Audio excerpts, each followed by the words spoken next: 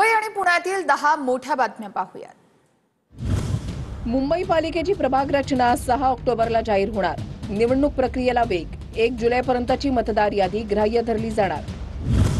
मुंबईच्या लोकलला स्वयंचलित दरवाजे बसवण्याची चाचणी सुरू। कुर्ला कारशेडमध्ये स्वयंचलित दरवाजे बसवण्याची चाचणी यशस्वी। प्रवाशांच्या सेवेत लवकरच स्वयंचलित दरवाजे असलेली लोकल येणार। बीएससी नर्सिंग नोंदणीसाठी 5 ऑक्टोबरपर्यंत मुदतवाढ। राज्यातील अतिवृष्टी आणि पूर परिस्थितीमुळे अनेक विद्यार्थी नोंदणी करू न शकल्याने मुदतवाढ। नवरात्रोत्सव दिवाळीसाठी मुंबई पोलिसांचे आदेश जारी। देवीच्या मूर्ती विसर्जनानंतर व्हिडिओ काढण्यास आणि सोशल मीडियावर शेअर करण्यास बंदी घातली, तर दिवाळीसाठी फटाके, लेझर बीम, प्रकाश उत्सर्जित करणाऱ्या वस्तूंच्या वापरास बंदी। गेटवे ऑफ इंडिया गिरगाव चौपाटीवर पर्यटकांच्या सुरक्षेसाठी माजी सैनिकांची गस्त।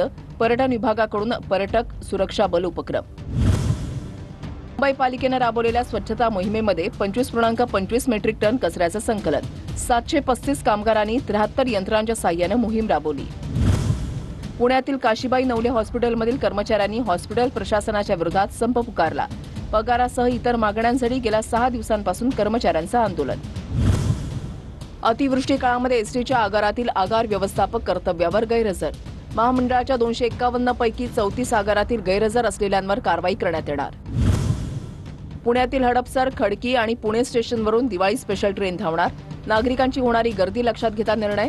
या गाड्या 25 ते 2 नोव्हेंबर